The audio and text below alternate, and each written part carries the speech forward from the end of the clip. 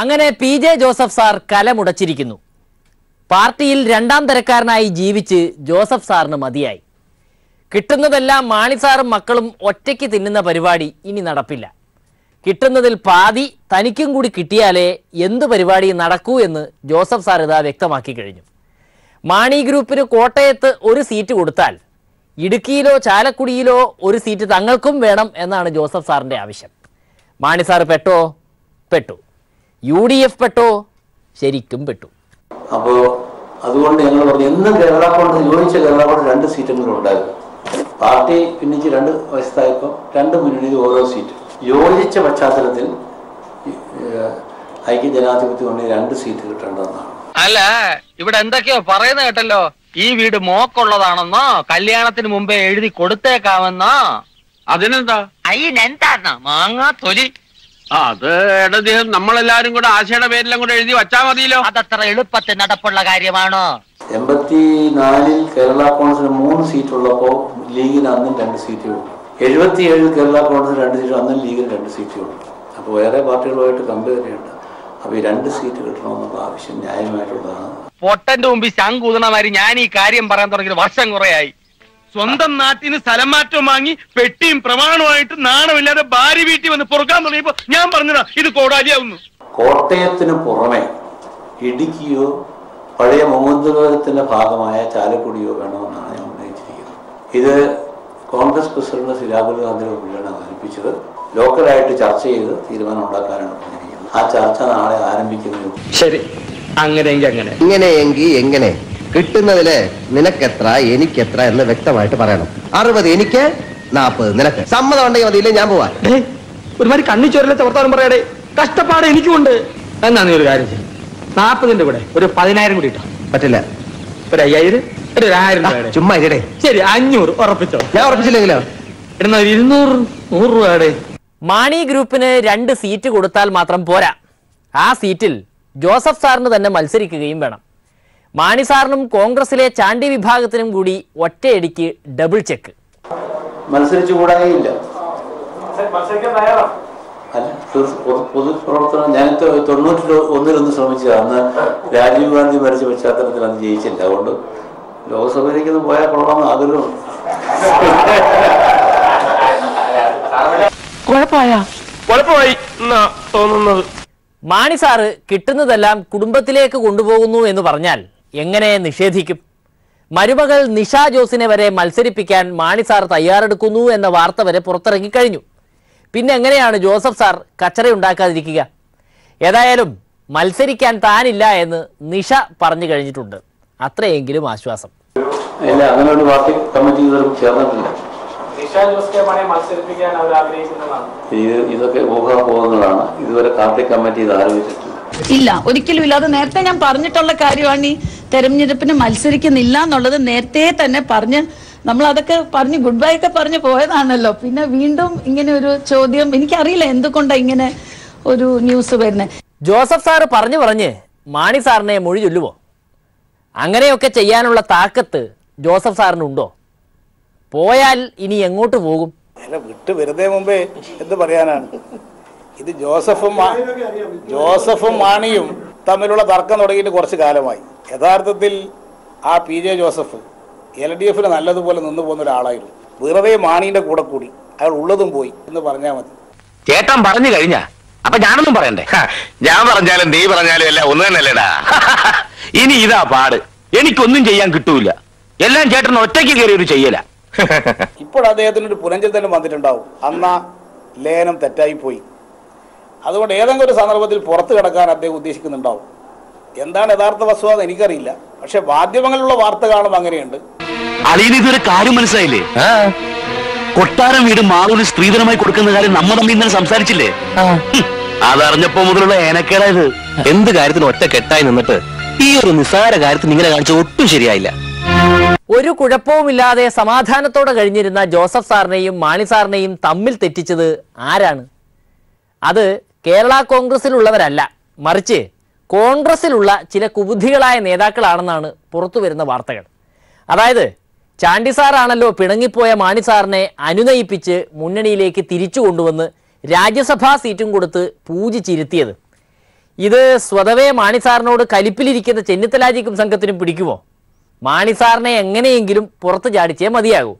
അതിനുവേണ്ടി നടത്തിയ പരിപാടിയാണ് ഇതെന്നാണ് ആളുകൾ പറയുന്നത്. കേരള കോൺഗ്രസിനെ രണ്ടാക്കാൻ രമേശ് ചെന്നിത്തല തീരുമാനിച്ചിരിക്കുകയാണ്.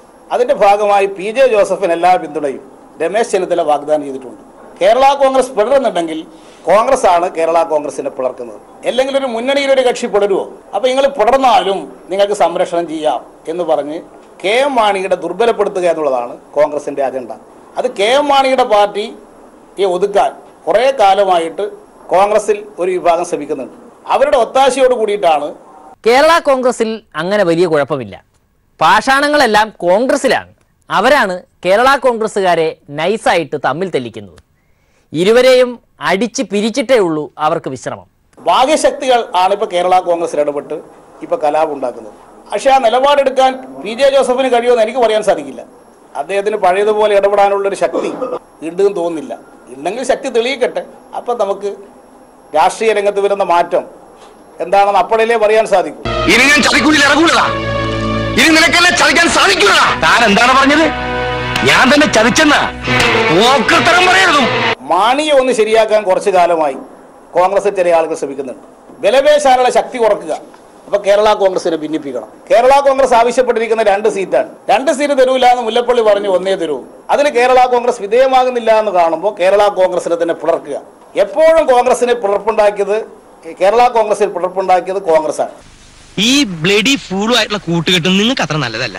ഞാൻ 2 ആളോടും കൂടിയിട്ടാ പറയണേ. മാണി കോൺഗ്രസ്സുകാർ ഇങ്ങനെ തമ്മിൽ തല്ലുമ്പോൾ ശരിക്കും പെട്ടുപോകുന്നത് ഉമ്മൻചാണ്ടി സാറാണ്. ചാണ്ടി സാർ ഇടപെട്ടിട്ടാണല്ലോ മാണി സാറിന് രാജ്യസഭാ സീറ്റ് ഒപ്പിച്ചു കൊടുത്തത്. ഇനിയിപ്പോൾ ജോസഫിന്റെ ആവശ്യം കേൾക്കാതിരിക്കാൻ പറ്റുമോ? അങ്ങനെ ഫലത്തിൽ ഇത് ചെന്നിത്തലാജിയും ചാണ്ടി സാറും തമ്മിലുള്ള മോദിജി കള്ളപ്പണക്കാരിൽ നിന്ന് പിടിച്ചെടുത്ത് നമുക്ക് വിതരണം ചെയ്ത 15 ലക്ഷം എല്ലാവരും എന്ത് ചെയ്തോ ആവും. അതെന്തായാലും ഇതാ ഇപ്പോൾ പുതിയൊരു വിദ്യയുമായി ഇറങ്ങിയിട്ടുണ്ട്. ഇനി മോദിജിയെ ജനങ്ങൾ തിരഞ്ഞെടുക്കണമെങ്കിൽ ഒറ്റ വഴിയേ ഉള്ളൂ: കാശ് കൊടുത്ത് ആളുകളെ പ്രലോഭിപ്പിക്കുക. അങ്ങനെയാണ് കിസാൻ സമ്മാൻ എന്ന പേരിൽ കർഷകർക്ക് പ്രതിവർഷം 6000 രൂപ കൊടുക്കും എന്ന് പറയുന്ന പദ്ധതി തുടങ്ങിയത്. കഴിഞ്ഞ ദിവസം 2 കോടി പേർക്ക് 2000 രൂപ വെച്ച് കൊടുത്തു കഴിഞ്ഞു. ബാക്കി 4000 രൂപ കൊടുക്കണമെങ്കിൽ തെരഞ്ഞെടുപ്പിൽ വോട്ട് ചെയ്യണം. പ്രധാനമന്ത്രി അങ്ങ് ഗോരഖ്പൂരിൽ കിസാൻ സമ്മാൻ പദ്ധതി ഉദ്ഘാടനം ചെയ്തപ്പോൾ ഇങ്ങ് തിരുവനന്തപുരത്ത് നമ്മുടെ തള്ളന്താനം സാർ പരിപാടി ഉദ്ഘാടിച്ചു. സംസ്ഥാന സർക്കാരിനെ പോലും അറിയിച്ചില്ല. ഇനി ഈ സംസ്ഥാന സർക്കാരിൻ്റെ പ്രതിനിധികൾ ആരെങ്കിലും വന്നാൽ വോട്ടെല്ലാം അവർക്ക് പോയാലോ?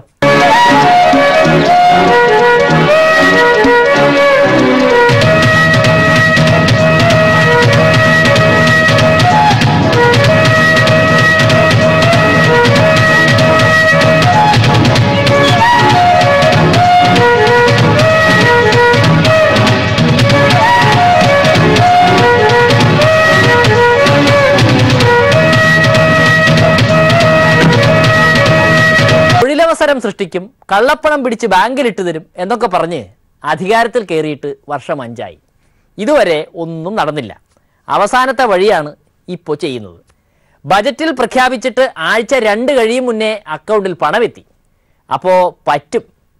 ഇതെന്താ സാറേ ആ കള്ളപ്പണം പിടിക്കുന്ന കാര്യത്തിൽ ചെയ്യാത്തത്? വളരെ സന്തോഷമുണ്ട് ഈ പരിപാടിയിൽ പങ്കെടുക്കാനായിട്ട്. ഇന്ത്യയുടെ നട്ടെല്ല് എന്ന് പറയുന്നത് കർഷകരാണ്. ഇതൊരു തുടക്കം മാത്രമാണ്.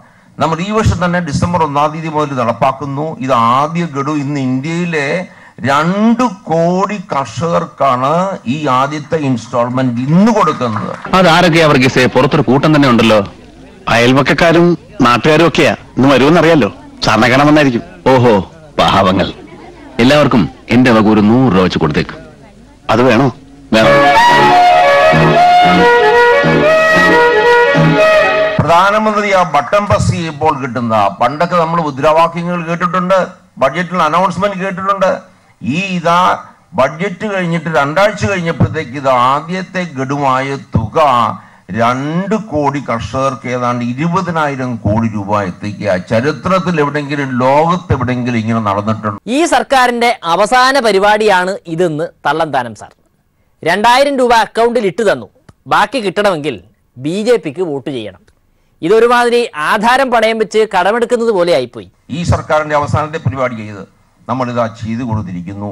ഈ തുക അടുത്ത വർഷം വരുമ്പോൾ നമ്മൾ അധികാരത്തിൽ തിരിച്ച് ജനങ്ങൾ നമ്മളെ സെലക്ട് ചെയ്ത് നമ്മളെ തെരഞ്ഞെടുത്ത് തിരിച്ചു വരുമ്പോൾ കർഷകർക്ക് സഹായം കൊടുക്കാൻ വേണ്ടി നമ്മൾ ഈ 6000 രൂപ ഒരു സ്ഥിരമായ ഒരു പരിപാടിയല്ല, ഇത് കൂട്ടും. നമ്മുടെ ആവശ്യത്തിനനുസരിച്ച് കർഷകന്റെ മിനിമം ആവശ്യമനുസരിച്ച് ഈ തുക കൂട്ടിക്കൊണ്ടിരിക്കും.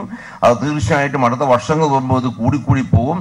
ഒരു മാന്യമായിട്ടുള്ള ഒരു തുക 10000 രൂപയെങ്കിലും കർഷകന് കിട്ടണമെങ്കിൽ ഏതാണ്ട് 3 ലക്ഷം കോടിയോ മറ്റോ നമ്മൾ ചെലവഴിക്കേണ്ടി വരും. രാഹുൽ ഗാന്ധിജിക്ക് പണിയായി. ഇനി ഈ തെരഞ്ഞെടുപ്പിലെങ്ങാൻ ജയിച്ചാൽ ബാക്കി 4000 അവർ കൊടുക്കണ്ടേ? മോദിജി ആകുമ്പോൾ പിന്നെ വാഗ്ദാനം മാത്രമായിരിക്കുമല്ലോ, കൊടുത്ത ചരിത്രമില്ലല്ലോ.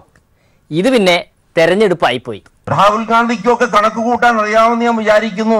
ആർക്കെങ്കിലും സംശയമുണ്ടോ? ലോക ചരിത്രത്തിൽ ഏതെങ്കിലും സർക്കാർ 4.5 വർഷം കൊണ്ട് ഇത്രയും കാര്യങ്ങൾ പാവപ്പെട്ടവന് വേണ്ടി ചെയ്ത ചരിത്രം ലോക ചരിത്രത്തിൽ എവിടെയെങ്കിലും ഉണ്ടോ? 2000 രൂപ ചൂണ്ടയിൽ കോർത്ത് ഇട്ടിരിക്കുകയാണ് BJP സർക്കാർ. അതിൽ കൊത്തിയാൽ പോയി. വോട്ട് ചെയ്താലേ ഇനിയും ഇതുപോലെ കാശ് കിട്ടൂ എന്ന് ഒരു ഉളുപ്പുമില്ലാതെ തള്ളന്താനം സാർ പറയുന്നുണ്ട്. ഇതെല്ലാം ഫൗണ്ടേഷനാണ്. അടുത്ത 5 വർഷം കൂടെ മോദി സർക്കാരിന് കൊടുത്താൽ തീർച്ചയായിട്ടും ഞാൻ ഈ പറഞ്ഞ കണക്ക് ശരിയാണെങ്കിൽ നിങ്ങൾ തീർച്ചയായിട്ടും മോദി സർക്കാരിന് വോട്ട് ചെയ്യുന്ന എനിക്ക് ഉറപ്പാണ്. അടുത്ത 5 വർഷം കൊണ്ട് നമ്മുടെ ജീവന മാർഗങ്ങള്, ലൈവ്ലിഹുഡ് കാര്യങ്ങള്, എങ്ങനെ കർഷകന് ഒരു സ്ഥിര വരുമാനം ഉറപ്പാക്കാനുള്ള കാര്യങ്ങൾ ഇനി അടുത്ത സ്റ്റെപ്പിലേക്ക് നമ്മൾ കുറെ കാര്യങ്ങൾ ചെയ്തു. അടുത്ത സ്റ്റെപ്പിലേക്ക് നമ്മൾ എങ്ങനെ എത്തുമെന്ന് ഈ സർക്കാർ കാണിച്ചു കൊടുക്കും. ആ പെരുന്നയിലെ നായർ സാറിനെ ഈ കോടിയേരി എന്തിനാണാവോ ഇങ്ങനെ ചൊറിയുന്നത്? ഇടതുമുന്നണിയോട് സഹകരിക്കേണ്ട എന്ന് നായർ സാർ തിട്ടൂരം പുറപ്പെടുവിച്ചത് കൊണ്ടാണോ? അതൊക്കെ ഈ കോടിയേരി അല്ലാതെ ഇങ്ങനെ കാര്യമായിട്ട് എടുക്കുമോ? അതൊക്കെ ഈ ചെവിയിൽ കൂടെ കേട്ട് ഈ ചെവിയിൽ കൂടെ വിട്ടോളണം. കോടിയേരി ഇങ്ങനെ എല്ലാത്തിനും മറുപടി പറയാൻ നോക്കുമ്പോൾ നായർ സാർ എന്തോ സംഭവമാണെന്ന് ആളുകൾ തെറ്റിദ്ധരിക്കില്ലേ? ഒരു സമുദായ സംഘടനയുടെയും പിന്തുണ ഞങ്ങൾക്ക് ഇല്ലാത്ത സ്ഥിതി കേരളത്തിലില്ല. എല്ലാ സമുദായ സംഘടനകളിലെയും സാധാരണക്കാർ ഞങ്ങൾ കൂടെയാണ്. ചില സമുദായ സംഘടന നേതാക്കന്മാർ മാത്രമേ ഞങ്ങൾ എതിർക്കുന്നുള്ളൂ. എല്ലാ സമുദായ സംഘടനകളുടെയും സാധാരണക്കാരായ ജനങ്ങൾ, തൊഴിലാളികൾ, കൃഷിക്കാർ, കർഷക തൊഴിലാളികൾ ഇടതുപക്ഷത്തിന്റെ കൂടെയാണ്. അതാണ് ഇടതുപക്ഷത്തിന്റെ ശക്തി. നായർ സാർ ഒരു തീരുമാനമെടുത്താൽ എടുത്തതാണ്. സാറ് പണ്ട് സമദൂരം എന്നൊക്കെ പുറത്തു പറയുമെങ്കിലും അകത്ത് വേറെയായിരുന്നു എന്ന് ആർക്കാണ് അറിയാത്തത്? ഇപ്പോ അതെല്ലാം വെളിയിൽ വന്നു എന്നേ ഉള്ളൂ. NSS അനുനയിപ്പിക്കാൻ പോകേണ്ടെന്ന സ്ഥിതി മാടമ്പികളുടെ പിന്നാലെ നടക്കേണ്ട അവസ്ഥ CPM-നില്ല. അവരുടെ മാടമ്പിത്തരം മനസ്സിൽ വെച്ചാൽ മതി. സാർ പറയുന്നതെല്ലാം സ്വജാതിക്കാർ കേൾക്കുമായിരുന്നുവെങ്കിൽ പണ്ട് NSS രൂപീകരിച്ച പാർട്ടി ഇന്ന് എവിടെ കിടക്കുമായിരുന്നു എന്ന് ചിന്തിച്ചാൽ തീർന്നില്ലേ പ്രശ്നം? അത് അവർ തീരുമാനിക്കേണ്ടതാണ്. പക്ഷേ NSS-ന്റെ കൂടെ നിൽക്കുന്ന ആളുകളിൽ എല്ലാ പാർട്ടിക്കാരും ഉണ്ട്. അങ്ങനെ എല്ലാ പാർട്ടികളും പ്രവർത്തിക്കുന്ന ഒരു സംഘടന ഇങ്ങനെ ഒരു രാഷ്ട്രീയ നിലപാട് സ്വീകരിക്കുന്നത് അത് ഞങ്ങൾക്ക് തെറ്റാണെന്ന് പറയേണ്ടതായിട്ട് വരും. NSS മുമ്പും രാഷ്ട്രീയ നിലപാട് സ്വീകരിച്ചിട്ടില്ലേ? NSS ഒരു രാഷ്ട്രീയ പാർട്ടി ഉണ്ടാക്കി പ്രവർത്തിച്ചിട്ടില്ലേ? NDP. അതുപോലെ അവർക്ക് രാഷ്ട്രീയത്തിൽ ഇറങ്ങണമെന്നുണ്ടെങ്കിൽ മുമ്പ് അവർ ഇറങ്ങിയിട്ടുണ്ട്. ആ വെല്ലുവിളി ഞങ്ങൾ നേരിട്ടിട്ടുണ്ട്.